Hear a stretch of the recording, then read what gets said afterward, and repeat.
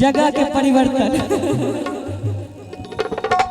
कि कानक बाली लक भाई गेले चलबा कानक बाली लक भाई गेले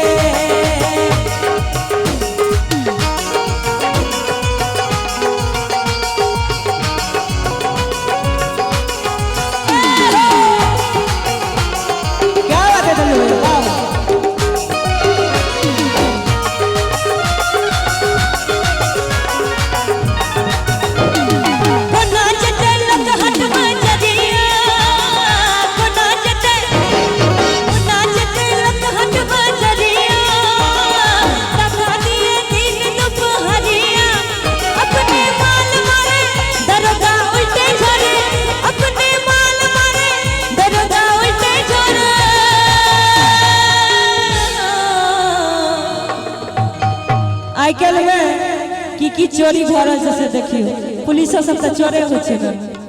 सब बड़का चोर लॉकडाउन की कहे छी खूब कमाई छै पुलिस की अपने माल मारे अरे दरोगा उल्टे झरे कि हाथ के मोबाइल लाक भाग गेले चरवा कानक बाली लाक भाग गेले चरवा कानक बाली लाक भाग गेले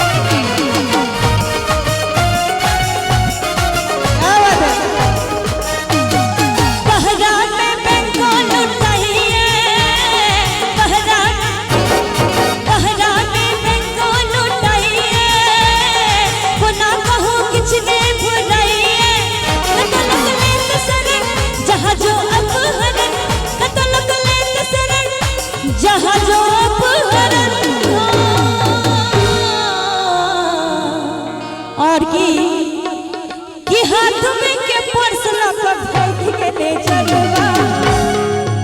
अहाँ सब जते बट बाबा ठीक छी न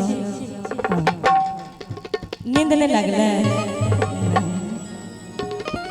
कि हाथ में के पर्स लक भाग गेले चलबा